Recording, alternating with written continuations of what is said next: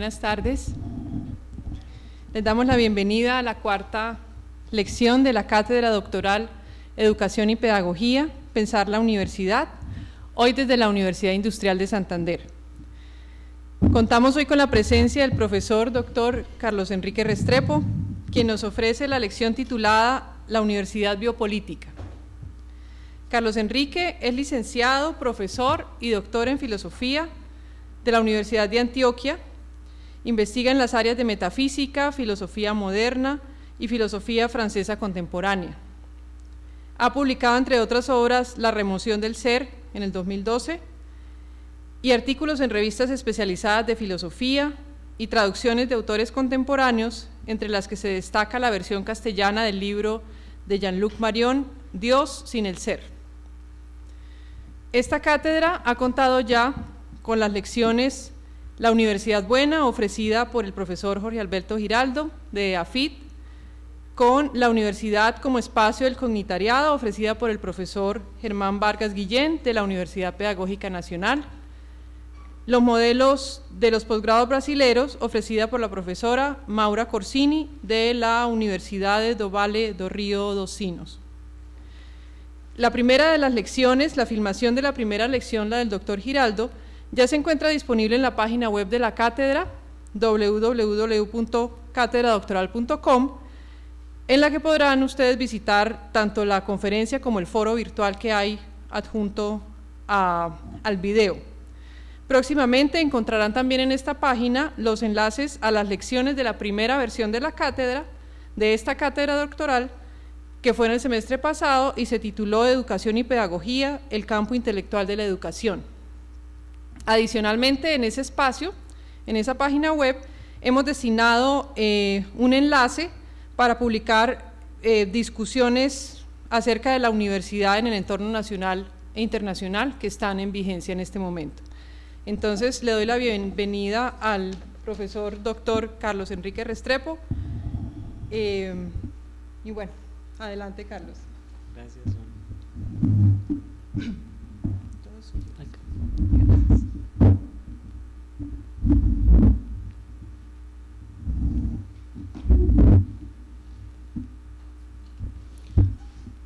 Muy buenas tardes.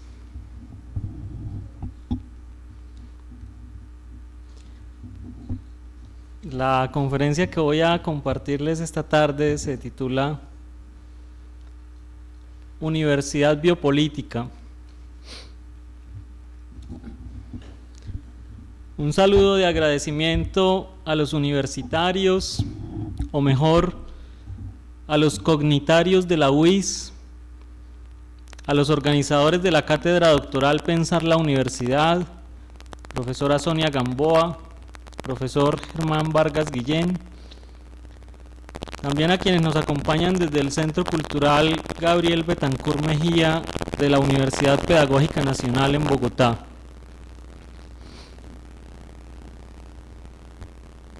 Últimamente me inquieta mucho la manera desafectada en la que transcurren los eventos académicos, faltos de emotividad, sin emoción, demasiado abstractos, cuando de lo que se trata es de dar cuenta de las concreciones que nos atañen directamente a nosotros. Como si por el discurso no pasaran los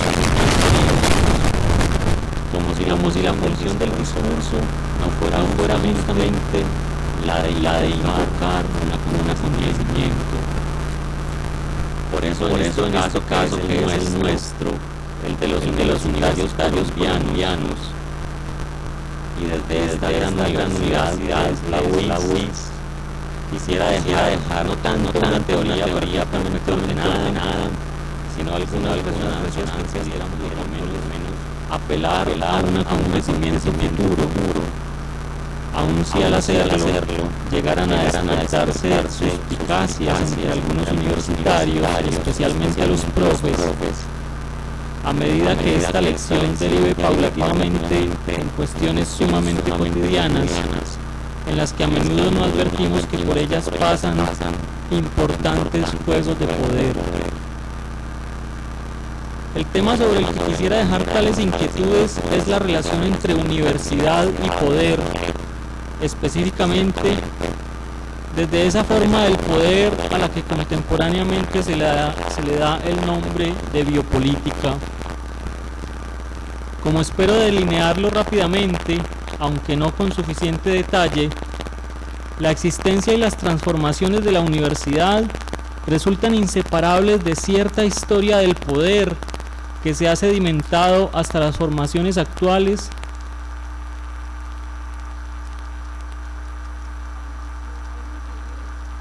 ¿Sí? Ah, ok.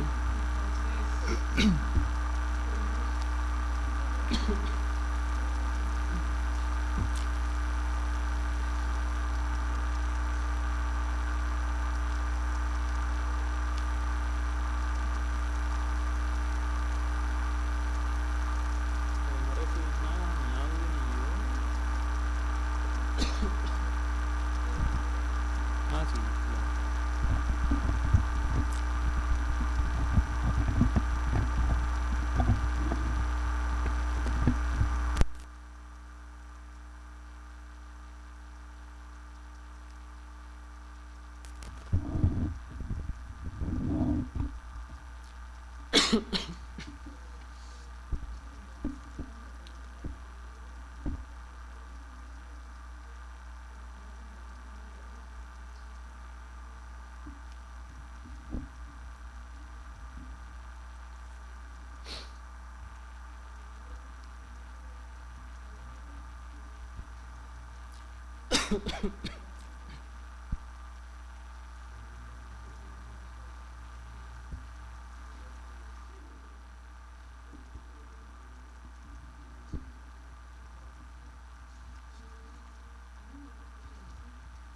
Menos mal tengo sillas.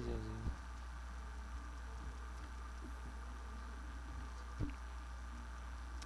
Ah, entonces voy a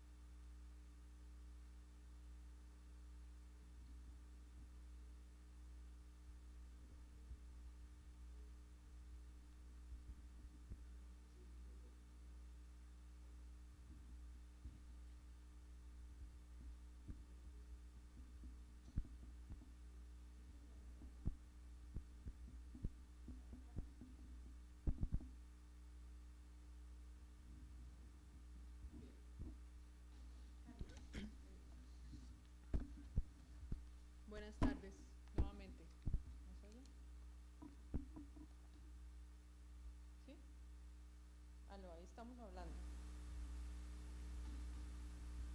Sí, hola Germán. ¿Nos escuchan? Ahí Carlos está hablando directamente al micrófono. Sí, ¿nos escuchan? Bueno, entonces vamos a continuar con la lección. Antes de continuar, permítame, yo voy a dar una... queremos agradecer la presencia tanto de los estudiantes de pregrado de la UIS como del profesor presente y de los estudiantes monitores del semillero de investigación del Centro de Investigaciones de la Universidad Pedagógica Nacional que están asistiendo en este momento en Bogotá. Por eso era para nosotros tan importante que la señal se alcanzara a recibir allá. Entonces le vamos a pedir al profesor que empiece de nuevo y les pedimos a ustedes su paciencia. Gracias. En primer lugar, mi agradecimiento a los universitarios, o mejor, a los cognitarios de la UIS, a los organizadores de la cátedra doctoral Pensar la Universidad, profesora Sonia Gamboa, profesor Germán Vargas Guillén, también a quienes nos acompañan desde el Centro Cultural Gabriel Betancourt Mejía de la Universidad Pedagógica Nacional en Bogotá. Últimamente me inquieta mucho la manera desafectada en la que transcurren los eventos académicos, faltos de emotividad, demasiado abstractos, cuando de lo que se trata es de dar cuenta de las concreciones que nos atañen directamente a nosotros, como si por el discurso no pasaran los acontecimientos, como si la función del discurso no fuera justamente la de invocar un acontecimiento. Por eso en este caso, que es el nuestro, el de los universitarios colombianos, y desde esta gran universidad que es la UIS, quisiera dejar no tanto una teoría perfectamente ordenada, sino algunas resonancias que pudieran por lo menos apelar a un acontecimiento futuro, aun si al hacerlo llegaran a despertarse suspicacias entre algunos universitarios, especialmente los profes, a medida que esta lección derive paulatinamente en cuestiones sumamente cotidianas, en las que a menudo no advertimos que por ellas pasan importantes juegos de poder. El tema sobre el que quisiera dejar tales inquietudes, bajo el título Universidad Biopolítica, es la relación entre universidad y poder, específicamente desde esa forma del poder a la que contemporáneamente se le da el nombre de biopolítica. Como espero delinearlo rápidamente, aunque no con el suficiente detalle, la existencia y las transformaciones de la universidad resultan inseparables de cierta historia del poder que se ha sedimentado hasta las formaciones actuales y que es necesario rememorar a fin de ganar como en una instantánea la comprensión del momento exacto en el que nos encontramos hoy. Adopto un concepto general de la biopolítica que ha sido establecido por Michel Foucault,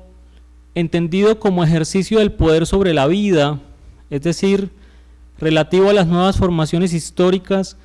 en las que la vida en su totalidad, y ya no solo algunos de sus aspectos parciales, ha pasado a ser objeto de la administración, la gestión y el cálculo del poder. Se trata de un poder que podríamos sintetizar en el hecho de su triple articulación, a saber, como un poder que se dirige al mismo tiempo sobre los cuerpos, las conductas y las almas, en una estrategia de captura en la que la vida misma, y ya no solo la humana,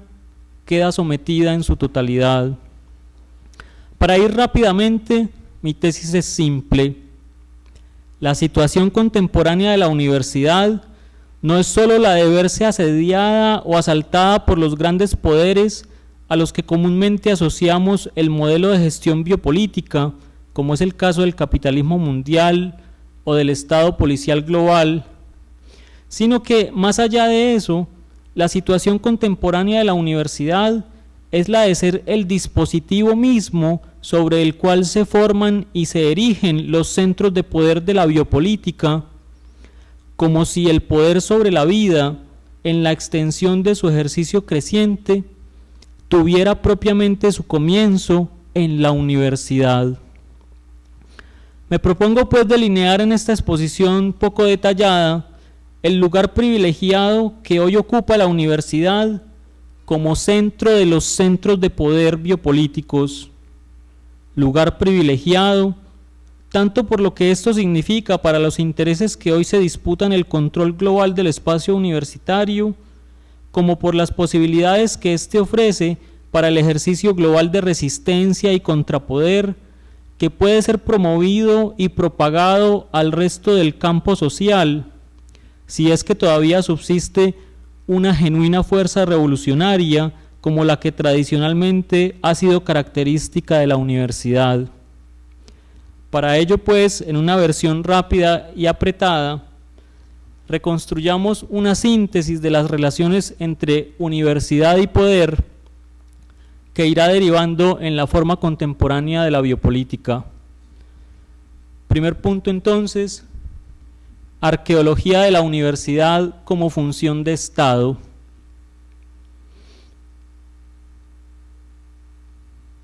En una idealización por ello mismo errónea, la universidad que surge en la Edad Media, concretamente a finales del siglo XII, ha sido tradicionalmente considerada autónoma y libre, y en esa medida invulnerable frente a la intrusión del poder. De esta consideración se derivan los dos principios por los que acostumbramos definir la idea de la universidad, a saber, 1, su soberanía incondicional y excepcional respecto a los poderes religiosos y reales, y 2,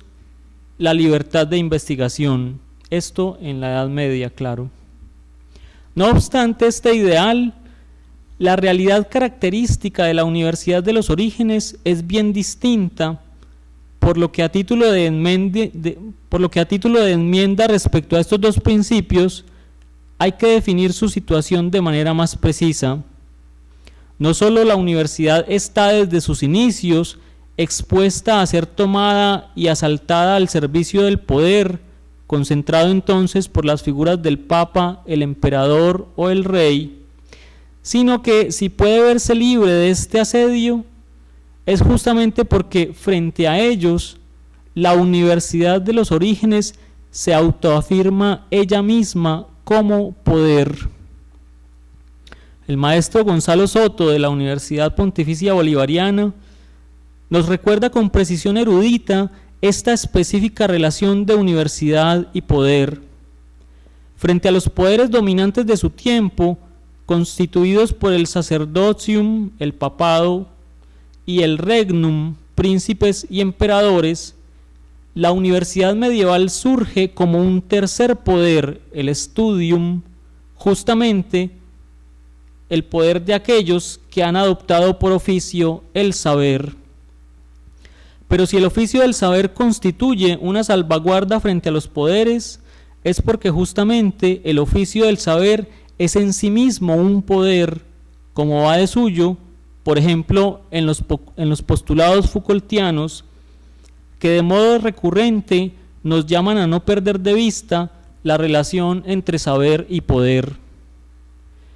De otro lado, sabemos que en su organización medieval, la universidad está compuesta por 4 facultades: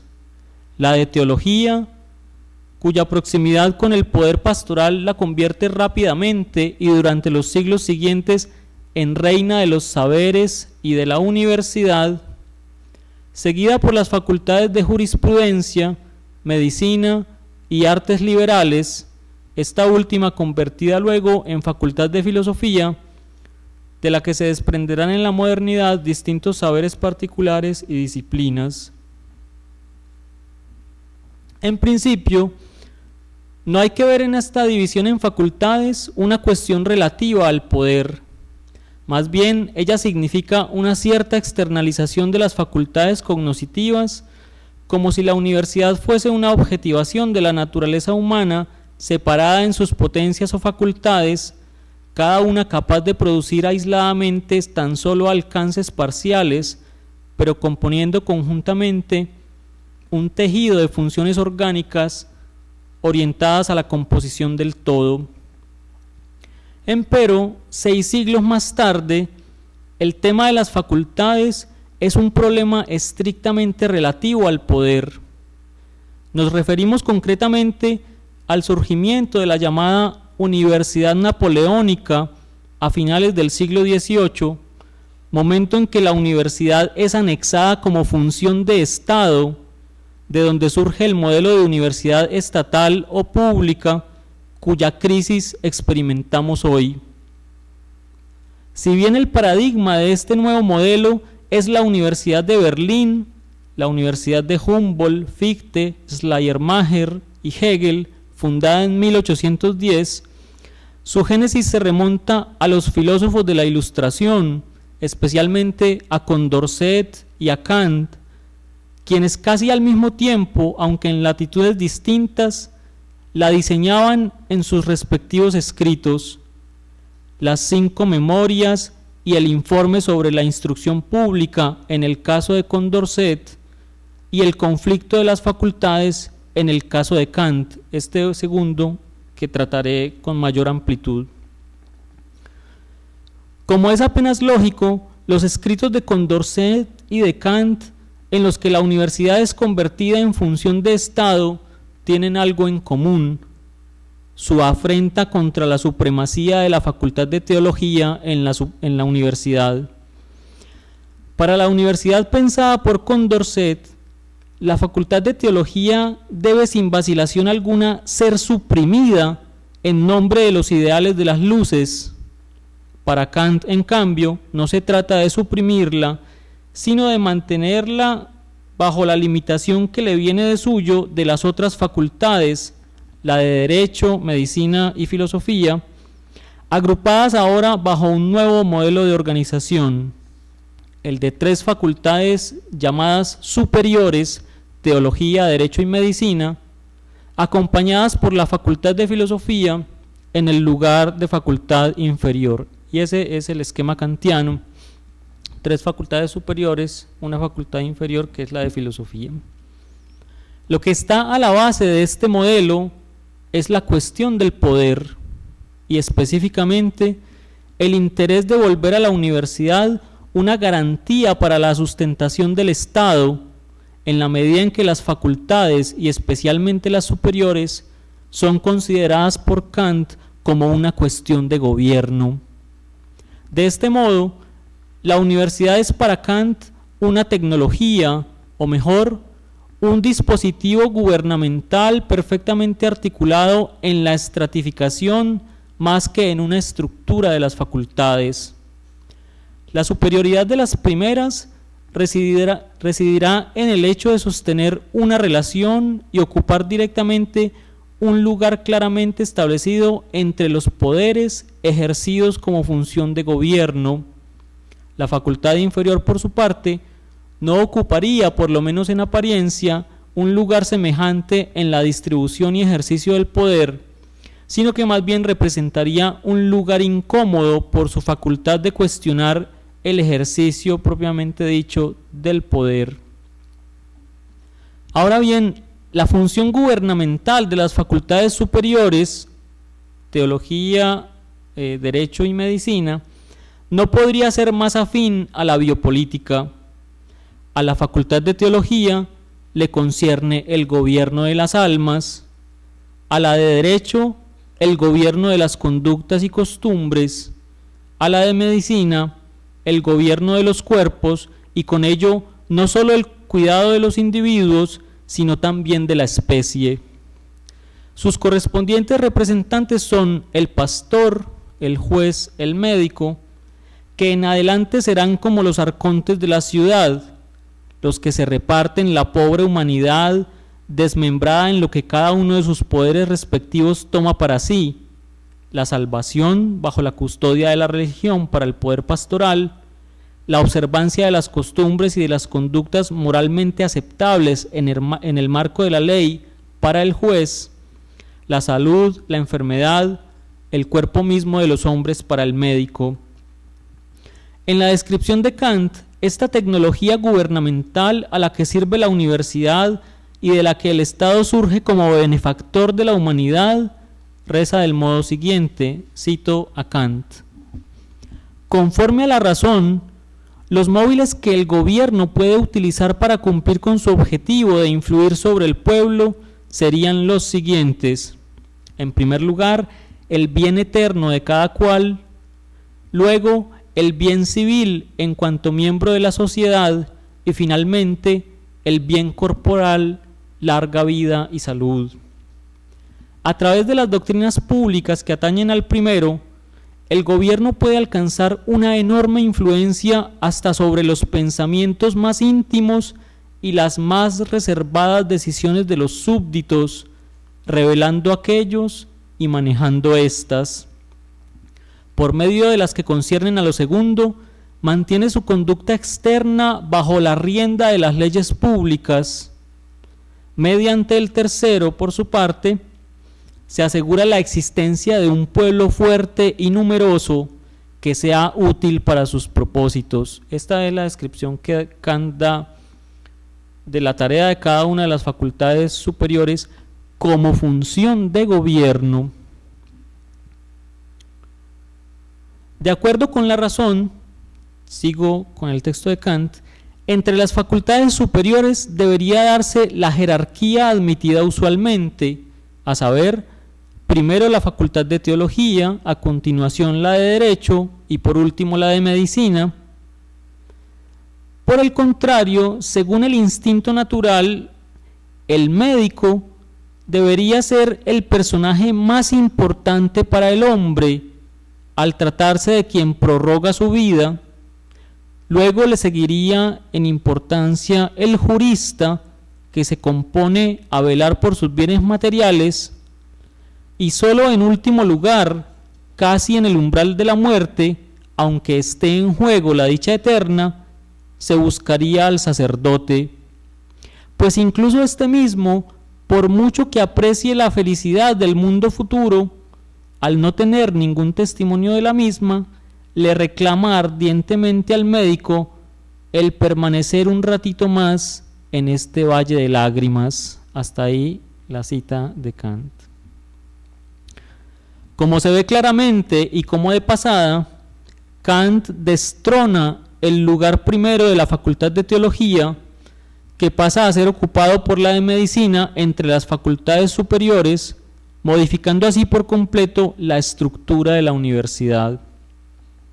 Primera será entre las facultades la que para esta vida biológica, terrenal, corporal y de la especie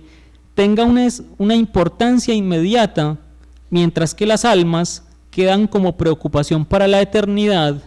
sin perder de vista la importancia que el poder pastoral tiene para el gobierno, a saber,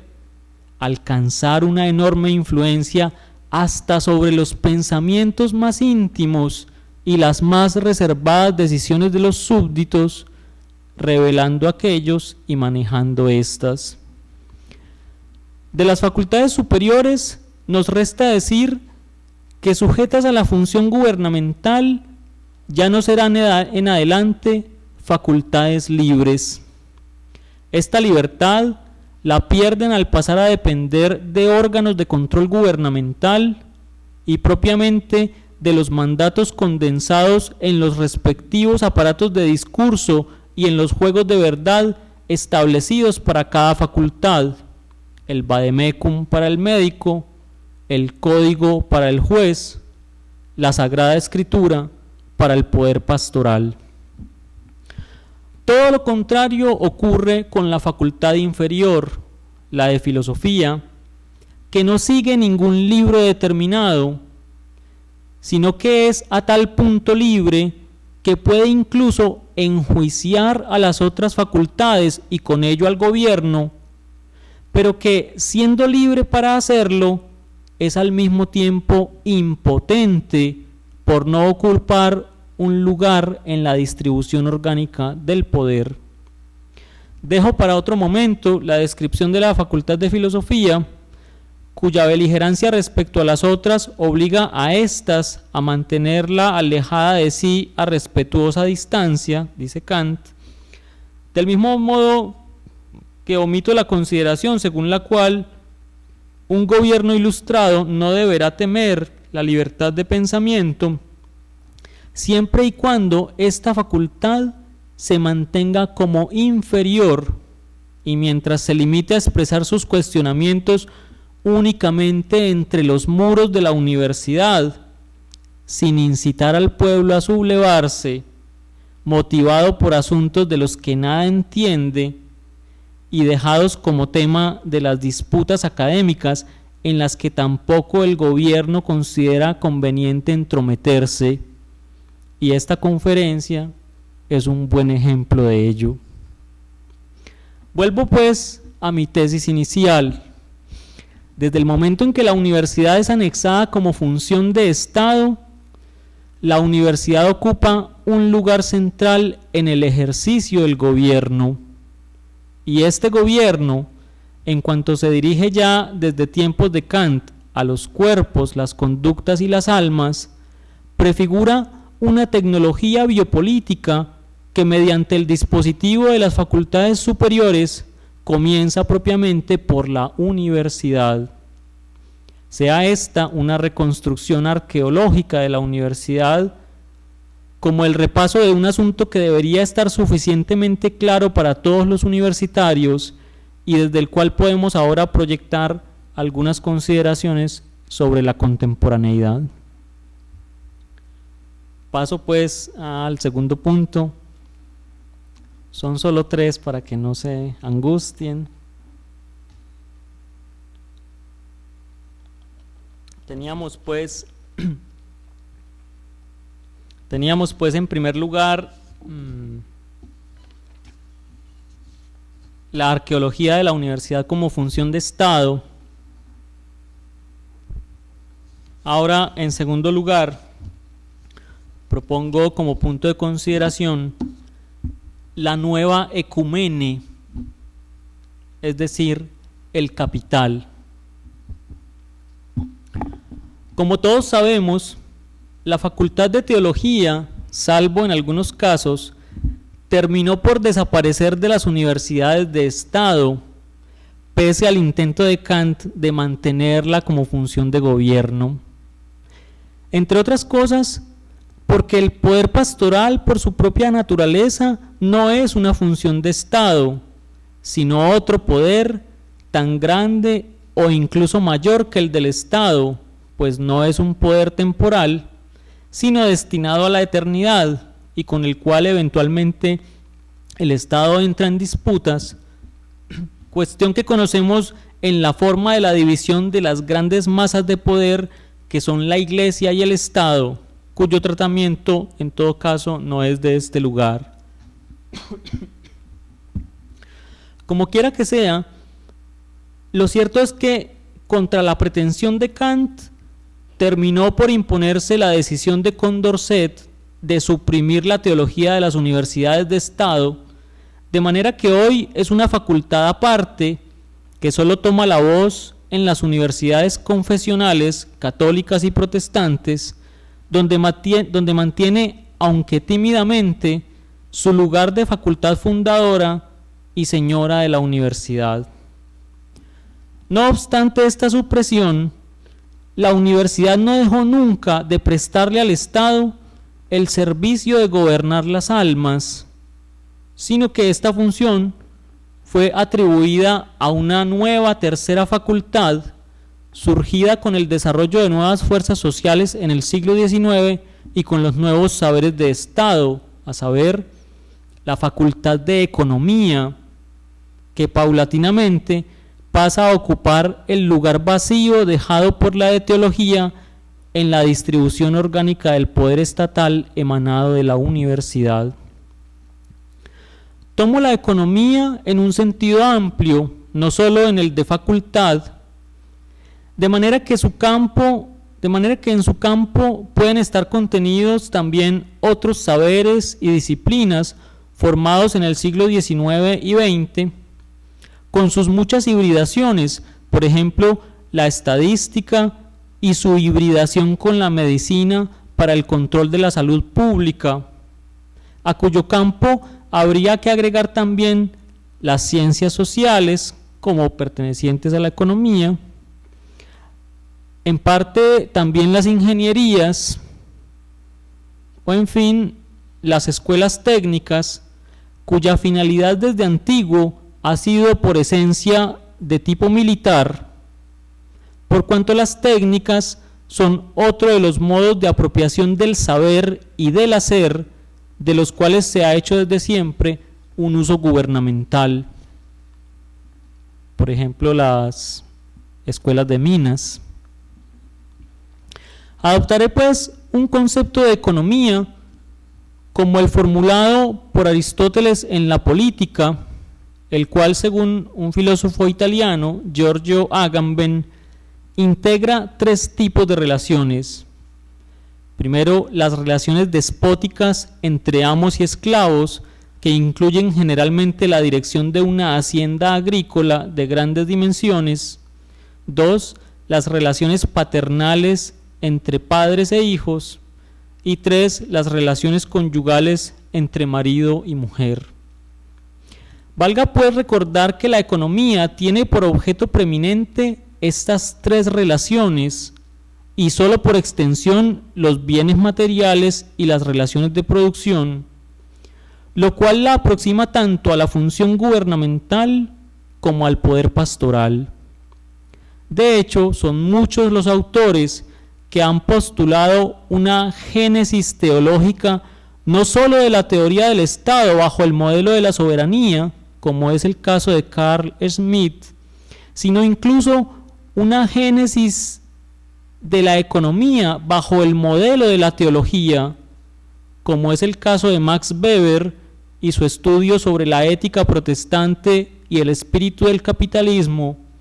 y el de Giorgio Agamben, a quien nos hemos referido, siguiendo los desarrollos de su libro El reino y la gloria,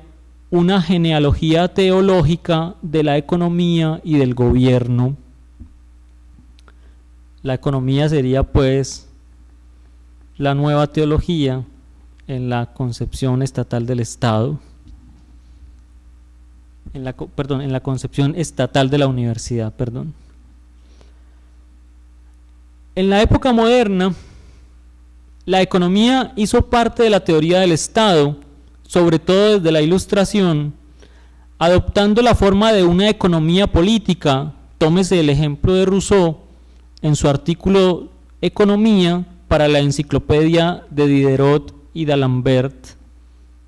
Esto significaba que la economía era asunto del control del Estado, por ejemplo, en la forma de las finanzas públicas y otras materias, pero convertida en facultad universitaria desde el siglo XIX, la economía permitió la formación de un poder aún mayor que el del propio Estado, a saber, la nueva ecumene, a la que damos genéricamente el nombre de el capital. En un aspecto esencial, con este nuevo saber se redistribuyen las relaciones de poder al punto que la economía deja de ser una función del Estado y más bien el Estado se vuelve, como ocurre actualmente, una función intermedia de la economía, de modo que la antigua economía política es reemplazada, como ocurre hoy, por una política económica. Durante el siglo XIX y del lado de las nuevas fuerzas y nuevos saberes que aparecen en este tiempo, la economía tomó por objeto la producción en la forma primaria del trabajo material, caso por ejemplo de la gran teoría de Engels y Marx. Actualmente, la economía se dirige al control de otras formas de la producción, como es el caso del trabajo inmaterial, una vez agotadas las fases previas del capitalismo artesanal y agrícola y del capitalismo industrial, hasta llegar a la fase en la que nos encontramos hoy y a la que podemos denominar con algunos teóricos italianos la del capitalismo cognitivo. En este contexto, un nuevo gobierno, ya no estatal, se cierne sobre la universidad, ocupando todos sus espacios, ritmando todos sus movimientos, administrando todos los saberes, a saber, el poder de la organización corporativa o empresarial del capital global, que es el que hoy en día somete a pasos agigantados la ya obsoleta autonomía de la universidad. Una vez más, aunque ahora de manera más terrible, la universidad es anexada al circuito de la producción y el mantenimiento de un nuevo poder, una nueva biopolítica de los cuerpos, las conductas, las almas, sometidos a un dispositivo de gestión y cálculo racional en el que los conocimientos, los talentos, las capacidades, las fuerzas de creación se tornan la genuina fuente del valor y como tales en el nuevo objeto de explotación. Este modelo de gestión comienza por las facultades superiores universitarias, especialmente por la de Economía, que como nueva señora de la casa se dedica a mantener la deuda infinita, más duradera e irredimible que el pecado original. Pero este poder, se refrenda bajo la hiperinflación normativa que nace de las facultades de derecho en la forma pura de la ley y bajo los rigores también de la medicalización permanente encargada de someter toda resistencia y acallar los pequeños brotes de discrepancia en el campo social, todo ello garantizado por un Estado policial global bajo el cual o bajo cuya mira vemos desfilar la silenciosa procesión de los académicos, demasiado ocupados escaneando sus diplomas y apoltronados en el paraíso pequeño burgués del confort profesoral, como para tomarse la molestia de incomodar a los agentes de la medición, la estandarización, la acreditación, la indexación y demás embelecos que al día de hoy comandan la vida universitaria, una vida cada vez más irreconocible, cada vez más desapasionada, cada vez más funcional y rutinaria, donde lo único que vemos pasar es la llegada del nuevo modelo, la expectativa de una nueva bolsa y los cuerpos docentes, así como sus discursos, cada vez más trillados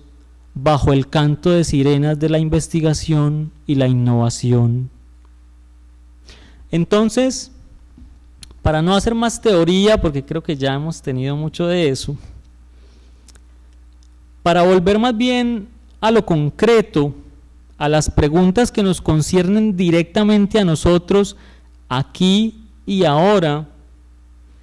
¿qué es entonces lo que realmente estamos haciendo de nuestro ser como universitarios? ¿Qué es, a la luz de esta microhistoria del saber y el poder, lo que estamos haciendo de y en la universidad? La pregunta no proviene solo de quien ocupa un lugar en la Facultad de Filosofía, pues sería demasiado torpe e ingenuo creer a la letra con Kant que la filosofía no tiene una relación semejante a la que las otras facultades sostienen con el poder. También la filosofía hace lo suyo en la sustentación del poder y en especial esa forma de racionalidad que carcome hoy todas las facultades de filosofía del mundo, la filosofía política del liberalismo. La filosofía se aviene muy bien a la sombra de los poderes, o si no, hay que ver las solapadas relaciones y los discretos lugares que ocupa respecto a los centros de poder de la universidad. También la filosofía sirve a este entramado biopolítico en razón del uso y andamiaje del discurso en el trabajo de fundamentación de los saberes sobre los que se forman los poderes cuyo ejercicio comienza en la universidad. La filosofía no permanece inmaculada respecto a la construcción y el uso de los poderes, ni respecto a la función gubernamental. La filosofía institucionalizada, la filosofía de profesores que se vuelve tribunal de la razón, queda anexada al conjunto de la instrumentalización y el cálculo del poder. Y hasta tal punto es así que también la economía echa mano de ella, con discursos como la ética empresarial, la responsabilidad social corporativa, las políticas públicas, el emprendimiento y esa nueva forma de poder confesional y pastoral, que es la autosuperación, el discurso de la superación personal como administración y gobierno de sí. Todo esto para plantear entre nosotros, los filósofos, la facultad libre e impotente, pero también ante el grueso de los universitarios, una única cuestión: ¿qué es lo que hacemos nosotros aquí y ahora en el entramado de estos poderes a los que se ha entregado hoy incondicionalmente la universidad? ¿Qué hay de nuestra libertad? Es muy curioso que la historia de la universidad comience con su autoafirmación como un poder respecto a los otros poderes y que al día de hoy termine precisamente en la impotencia con la que Kant describe la facultad de filosofía respecto al poder. ¿Acaso solo nos queda pues el lugar de esta impotencia, el lugar más indigno, toda vez que hemos alcanzado las libertades del pensamiento? Y tercer punto, con esto concluyo, una manera de dirigirme específicamente a los estudiantes.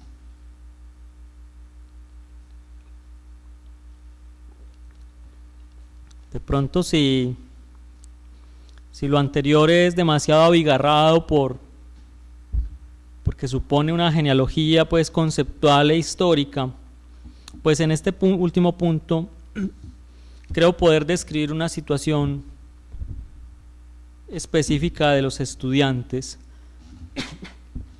Tercer punto pues, biopolítica de la vida profesional, razones para las nuevas luchas estudiantiles.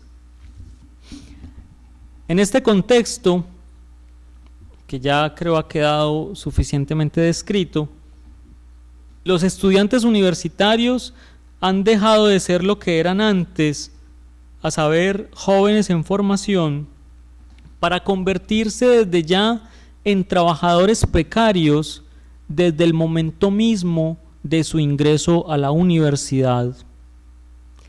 Esto se ratifica en la manera en que los estudiantes se insertan en los sistemas universitarios de investigación, semilleros, programas de jóvenes investigadores, grupos de investigación con proyectos financiados, etc.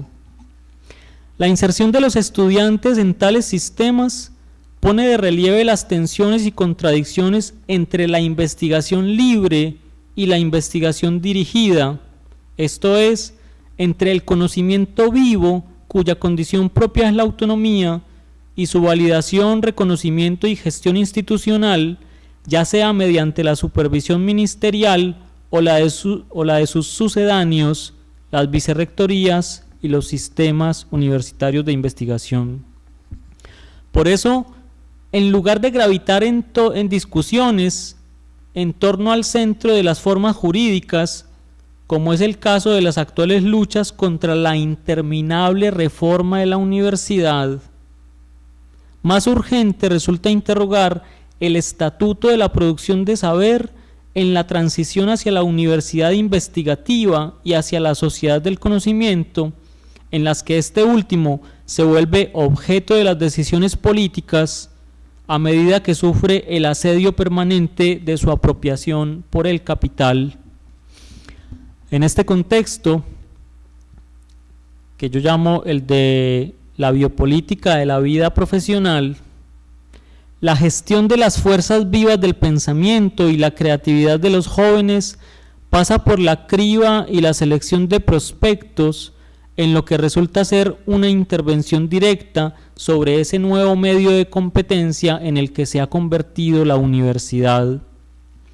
La política de investigación toma entonces por función la de compartimentar los flujos de la formación y el trabajo del conocimiento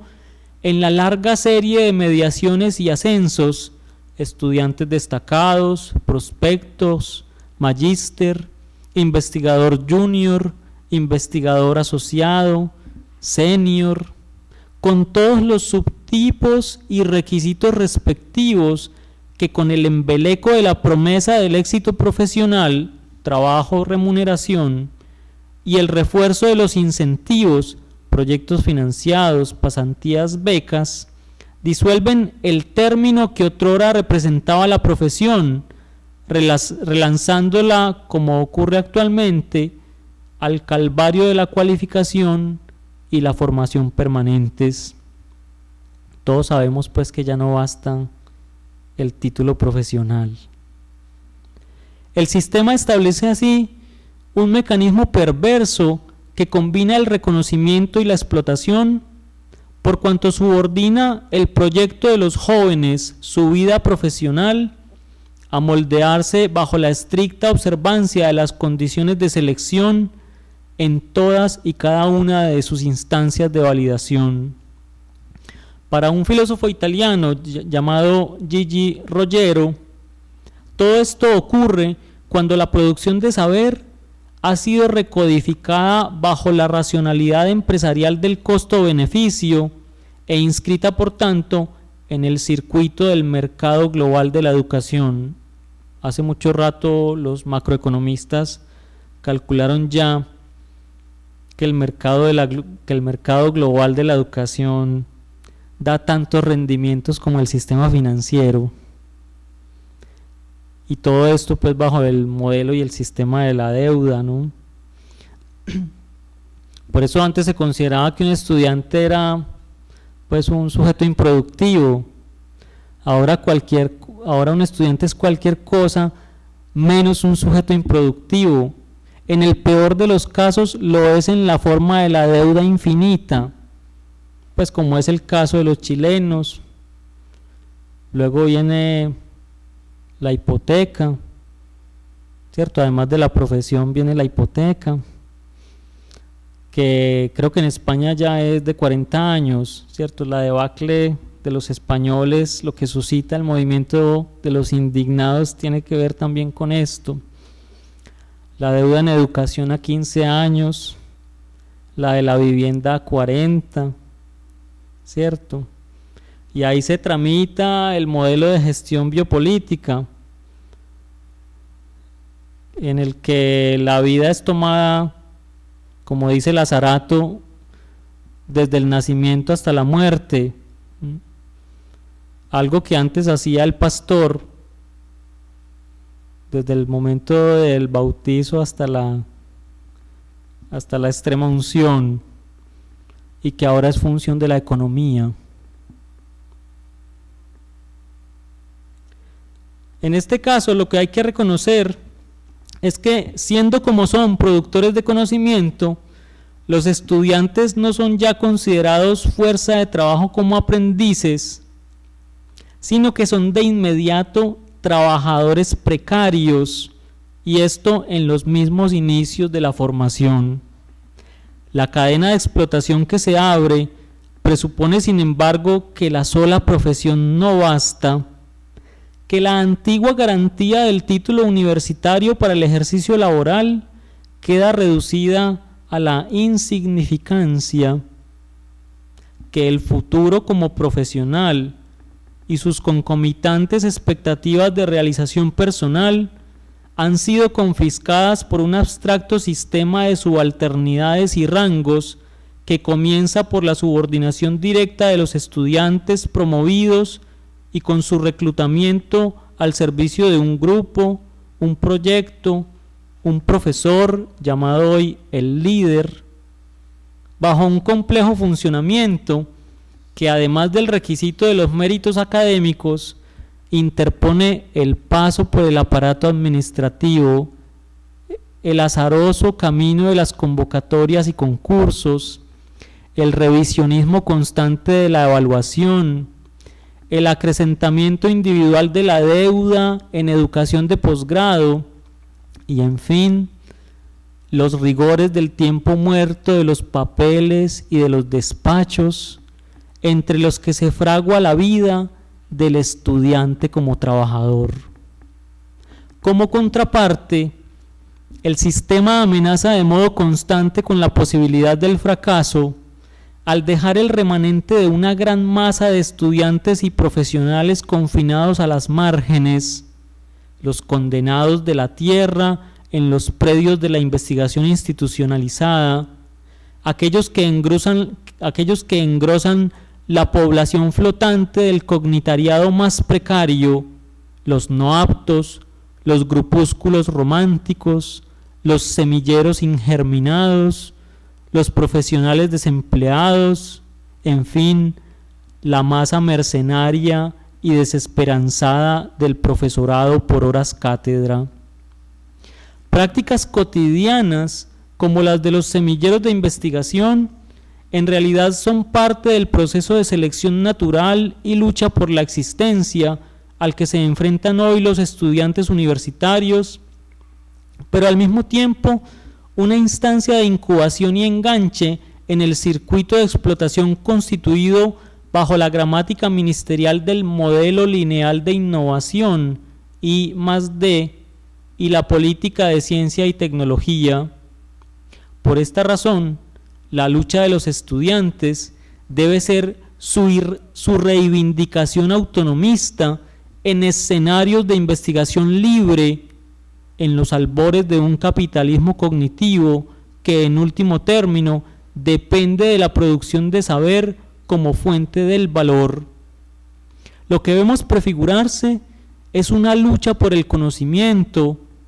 que deberá prolongarse en un movimiento de fuga y de éxodo,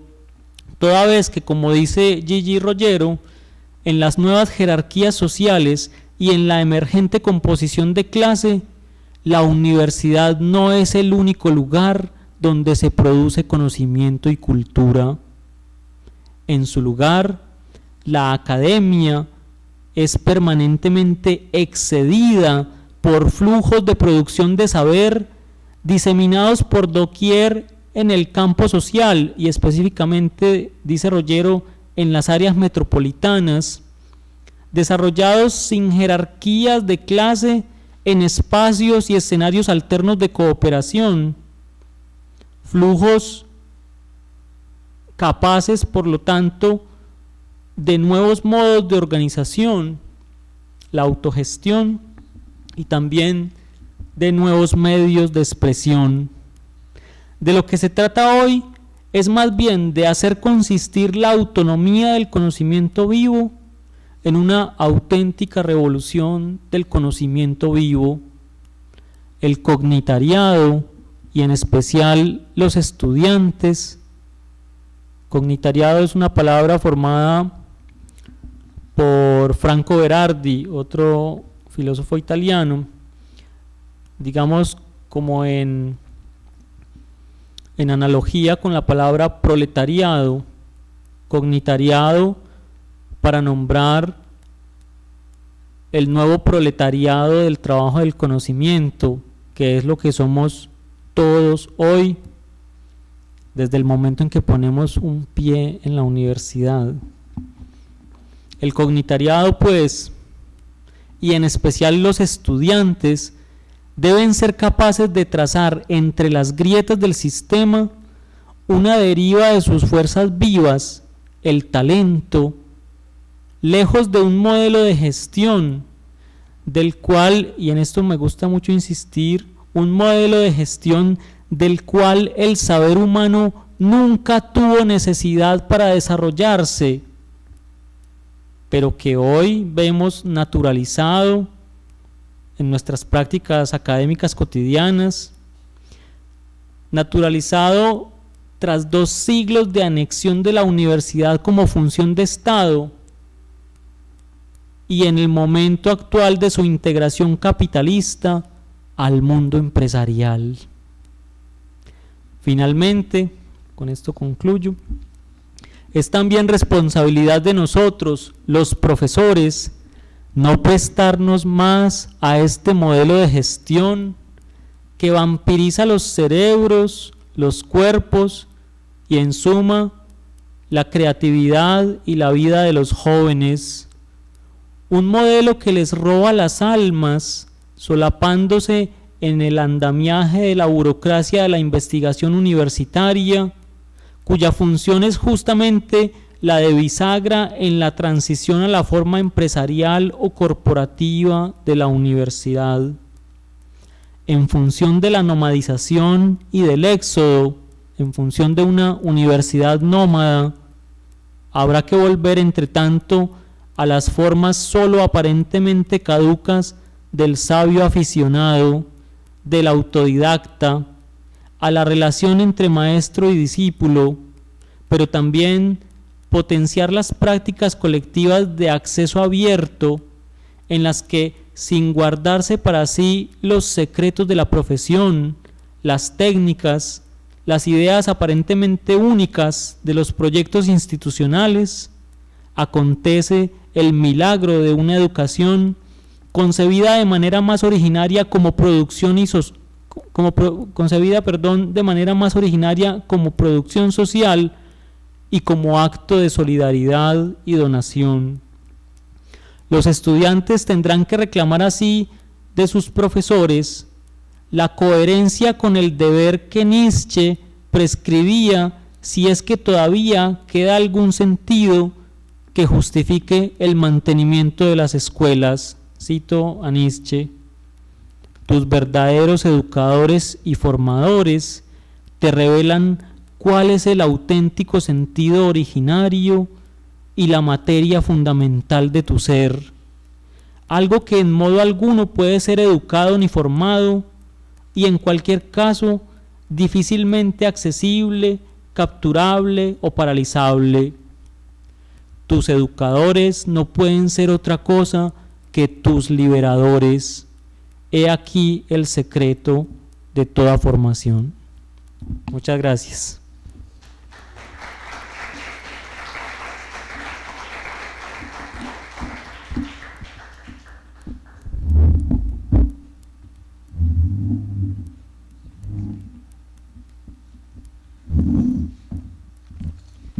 Agradecemos nuevamente la presencia del profesor Dr. Carlos Enrique Restrepo. Voy a hacer nuevamente la presentación debido a que, como ya sabemos, al principio no tuvimos conexión en Bogotá. Carlos Enrique Restrepo es licenciado, profesor y doctor en filosofía de la Universidad de Antioquia. Investiga en las áreas de metafísica, filosofía moderna y filosofía francesa contemporánea. Ha publicado, entre otras obras, La remoción del ser, en 2012, y artículos en revistas especializadas de filosofía y traducciones de autores contemporáneos, entre las que se destaca la versión castellana del libro de Jean-Luc Marion, Dios sin el ser. Le agradecemos nuevamente su presencia, la de nuestros estudiantes y profesores en la UIS, la de especialmente los estudiantes de monitores del semillero de investigación de la Universidad Pedagógica Nacional. Los invitamos a que nos acompañen a las demás sesiones de la cátedra. Agradecemos también la presencia de las personas que están conectadas vía streaming. Los invitamos a visitar nuestra página web cátedradoctoral.com, en la que encontrarán, en la medida que vayan siendo editados, los videos de las cátedras, y ahí pueden participar en los foros de discusión. Creo que la lección del profesor Restrepo nos deja bastante para ir allá a participar, entonces esperamos contar con su presencia posteriormente. Bien, muchísimas gracias y buenas noches. Gracias, Carlos. aquí entre los que quedan no se hace otra discusión. Pues la idea es que no, pero si usted quiere abrir el espacio. Pues aunque sé que no es lo acostumbrado, pues ya fuera de la transmisión entre los que quedamos acá en el auditorio, pues si alguien quisiera interpelar el texto que he presentado, pues podemos hacer una conversación al respecto.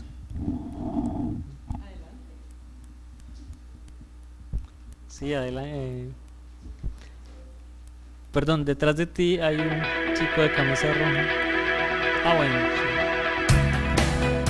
En estos 62 años hemos hecho de la educación un compromiso con sentido de equidad, donde la investigación y la calidad son el pilar sobre el cual hemos edificado una cultura de excelencia.